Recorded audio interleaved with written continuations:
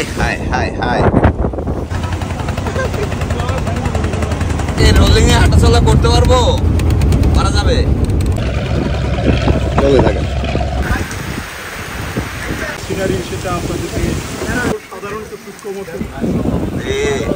ভারী বৃষ্টি হচ্ছে।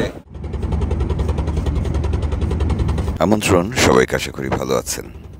আগের রাতে ঝুম বৃষ্টি হয়েছে, ঝড় হয়েছে, আমরা দারুণ একটা ঘুম দিয়েছি। তারপর সকাল হতে দেখি চারপাশটা অসাধারণ।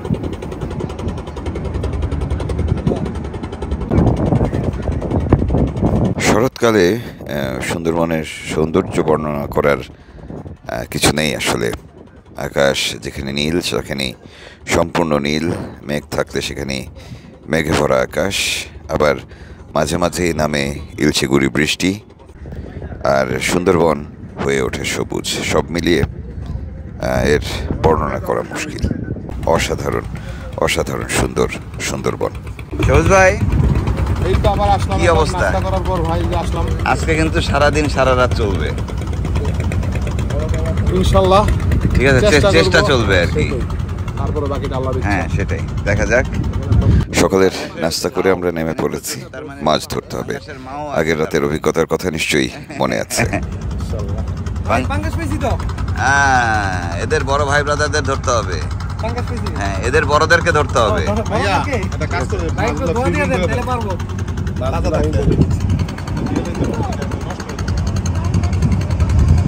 আজিম ঢোকায় ভাটা তো মেলাখানি হয়েছে মনে হচ্ছে, অনেকখানি না? মাছের চাপ ওই পারে বেশি। মাছ হয়েছে, মাছ হয়েছে। কালকের দিয়ে কি আফসোস কি এখনো রয়ে গেছে? সারা জীবন থাকবে না? এখানে যে একটু দুধ চা, কি বলবো, এটা কি ধরনের বসে একটু দেখি দেখি দেখি। এটা হচ্ছে বাংলা বর্ষি, আমাদের হলো বোতল বর্ষি, বাংলা বর্ষি, নাটবল্টু বর্ষি।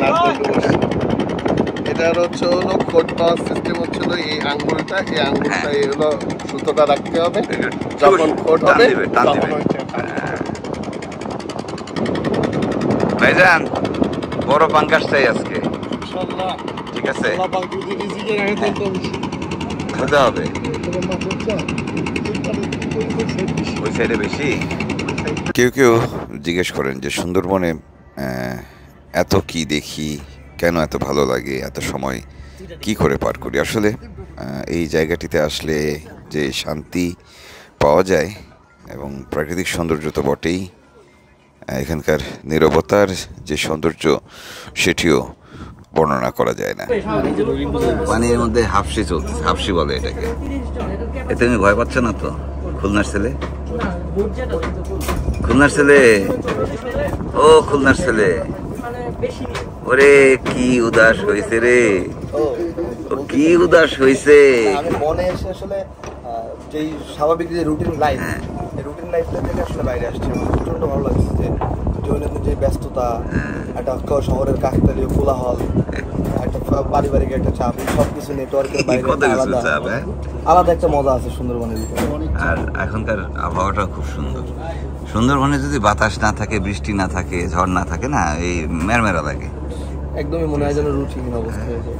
কি একটা অবস্থা। রিল্যাক্সেশনের জন্য এই ট্যুরটা সবচেয়ে সেরা সেরা সেরা। সমুদ্র, ওই যে সমুদ্র, ওই যে সাগর, ওই যে সাগর, এই তো সাগর। আর এখন এই যে রাতে বৃষ্টি হয়েছে না, এখন দেখো গাছগুলো কি সবুজ। হচ্ছে কটকা, বাম পাশে জামতলা, ডান পাশে কটকা ফরেস্ট অফিস। এখানে সামনে প্রায় 1-1.5 কিলোমিটার ভেঙে গেছে, এটা অনেক দূর পর্যন্ত ছিল। এই মৌসুমে ঘন ঘন বৃষ্টি না হলে আসলে চারপাশটা ভীষণ গরম হয়ে যায়।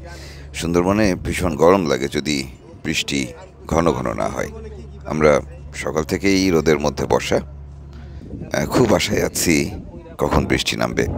ওই যে বৃষ্টি আসতেছে দেখা যাচ্ছে, হেঁটে হেঁটে আসতেছে বৃষ্টি।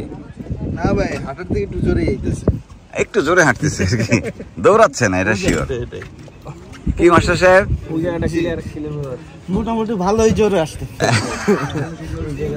বাতাস সহ আসতেছে না তো? বাতাসও সঙ্গে নিয়ে মনে হয় আসবে, শুধু একা একা আসবে না। না, একা একা বৃষ্টি। ওই যে বাম দিকে ওই জামতলা থেকে আসতেছে বৃষ্টি, এই জামতলা ক্রস করছে, দেখা যাচ্ছে বৃষ্টি, দেখছেন? দারুণ ব্যাপার। ওই যে বৃষ্টি দেখা যাচ্ছে।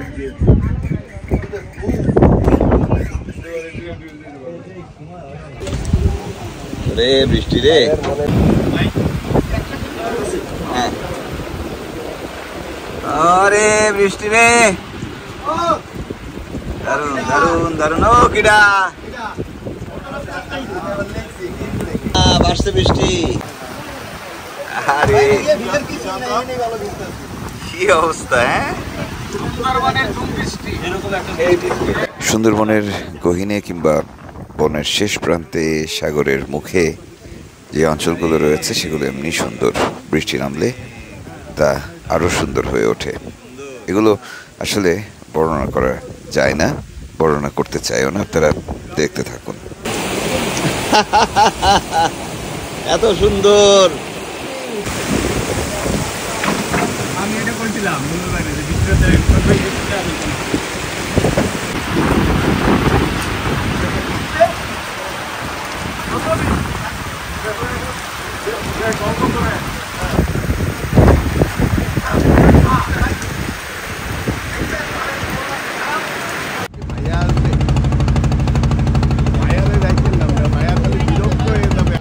আমরা এসছি কটকা অভয়ারণ্যে। জায়গাটি অসম্ভব সুন্দর, প্রাণ বৈচিত্র্যে ঠাসা, এবং এখানে অনেক মানুষ আসে। অনেকে এখানে বাঘও দেখেন, হরিণ তো দেখেনি। আমি অবশ্য বাঘ হরিণ লঞ্চে বসে বা ট্রলারে বসে যতটুকু দেখা যায় ততটুকুই দেখি আর উপভোগ করি চারপাশটা। আমরা কটকা যে ফরেস্ট অফিস রয়েছে সেখানে নামলাম। জায়গাটিও অসাধারণ।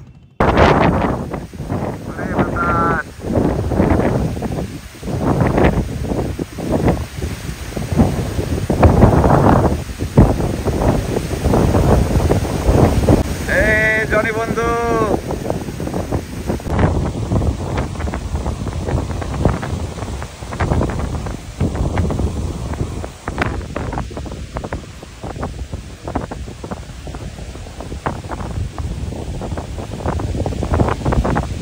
সুন্দরবনে যারা ঘুরতে আসেন তারা অনেকেই সুন্দরবনের বাঘ দেখার জন্য ব্যাকুল হয়ে থাকেন। বাঘ আসলে দেখতে নিশ্চয়ই দূর থেকে সুন্দর লাগে, তবে আমি যে শত শতবার সুন্দরবনে এসেছি আমি বাঘ এড়িয়ে যাওয়ার চেষ্টা করেছি। তারপরেও হঠাৎ হঠাৎ সামনে পড়েছে, কখনো ভয় পেয়েছি, কখনো আবার ভীষণ ভালো লেগেছে। যখন দূর থেকে সুন্দরবনের বাঘ দেখি ভালোই লাগে, কিন্তু কাছে থেকে বা মাটিতে দাঁড়িয়ে বাঘ দেখার মতো আতঙ্কের বিষয় আর কিছু হতে পারে না। যাই হোক, বিকেল গড়িয়ে সন্ধ্যা নামছে, আমরা কটকা থেকে রওনা দিচ্ছি। কটকা থেকে রওনা দিয়ে সোজা শ্যালা নদী ধরে আমরা মংলার দিকে যাব আজ।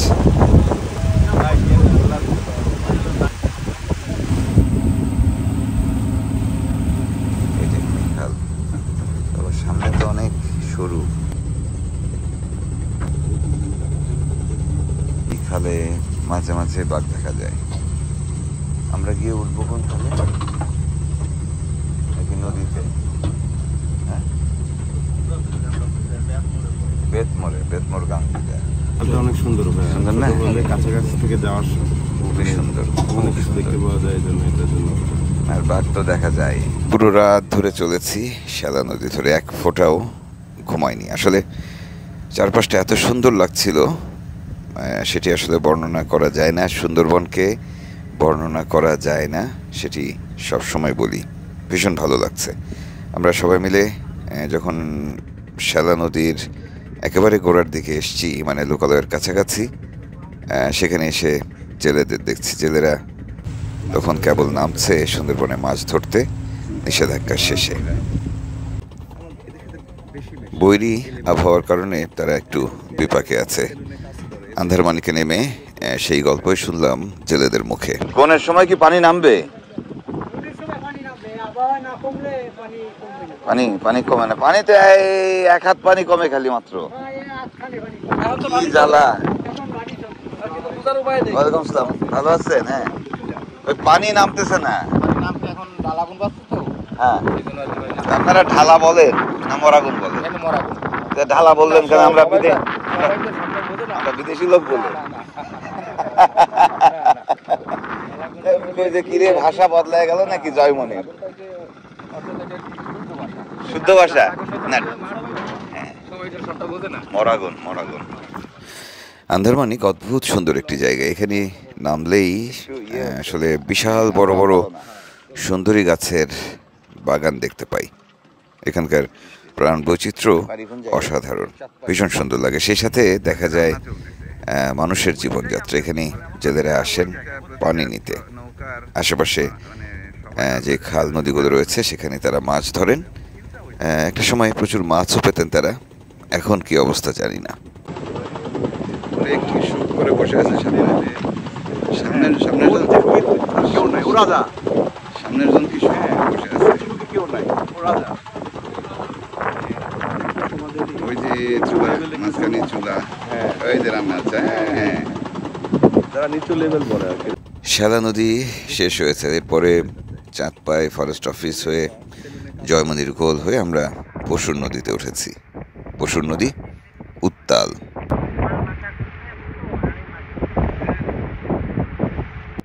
আরেকটু এগিয়ে মংলার কাছাকাছি আসতেই দেখা হলো সেই চিরচেনা বেলায়েত সর্দারের ট্রলারের সাথে। বেলায়েত সর্দারের ট্রলারে আমরা নেমে পড়ব, লঞ্চ ছাড়বো। এখন আমরা উঠে পড়ব ট্রলারে। এবার শুরু হচ্ছে আমাদের আসল জঙ্গল জীবন।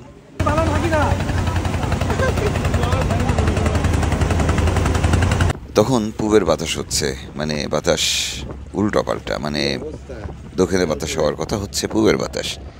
এই সময়টিকে এই অঞ্চলের মানুষেরা, এই অঞ্চলের জেলেরা বলেন যে আবহাওয়া ঠিক নেই। কাজেই এ সময় সমুদ্রের স্রোত, নদীর ঢেউ সব কিছুই উল্টাপাল্টা থাকে, যা আপনারা নিশ্চয়ই দেখতে পাচ্ছেন ছবিতে। এই অবস্থায় লঞ্চটিকে নোঙর করা কিংবা থামানো, সেখান থেকে আমাদের ট্রলারে ওঠার বিষয়টি খুব সহজ নয়, তবুও নামতে হবে। রোলিং চলতেছে।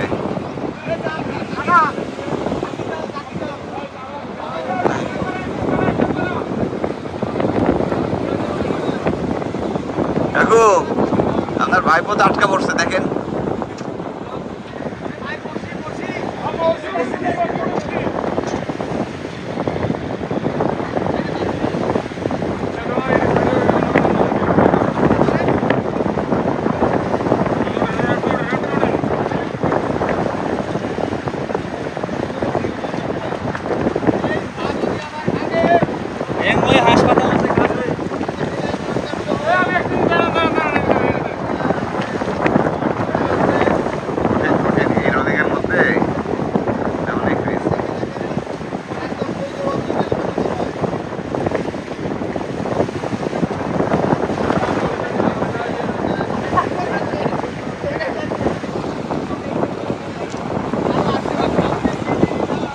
নাজিম,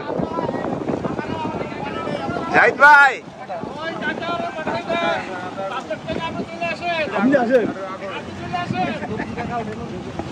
আমরা কাউকে চিনি না, ভুলে গেছি। আমরা আপনাদেরকে ভুলে গেছি, আর মনে থাকবে না। যাই, হ্যাঁ।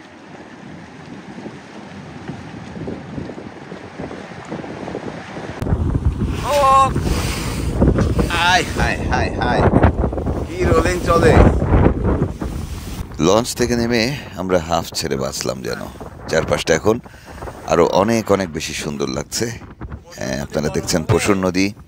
এই নদী সাথে সংলগ্ন যে সুন্দরবন, এই অঞ্চলগুলোতে এখানকার মানুষদের সাথে আগামী কয়েকদিন কাটাবো।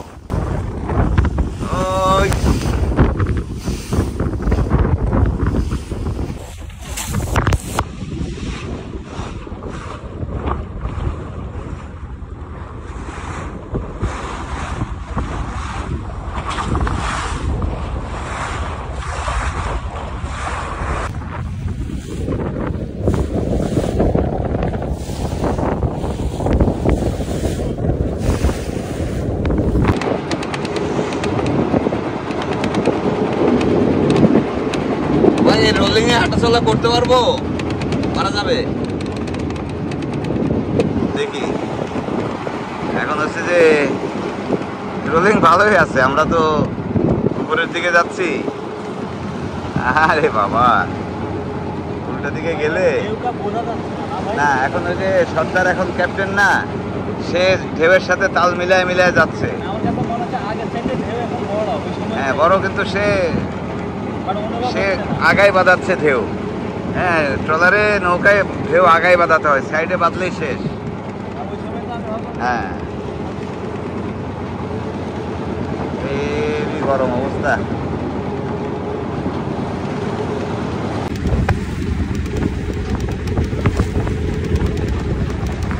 উত্তাল পশুর নদীতে এখন ইলিশের জাল পড়ছে।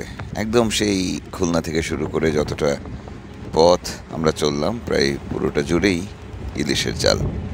আমাদের শহীদুল কাকুর কথা নিশ্চয়ই মনে আছে। শহীদুল কাকু ইলিশ মাছ ধরার চেষ্টা করছেন পশুর নদীতে। আমরা এই নদীতে আজকের বিকেলটা কাটাবো, রাতটা কাটাবো। আগামী দিন সারা দিন ধরে আমাদের শহীদুল কাকুর সাথে জাল টানবো, পশুর নদীতে ধরবো ইলিশ মাছ। অপেক্ষায় থাকুন, দেখা হচ্ছে আগামী দিন। ভালো থাকবেন সবাই।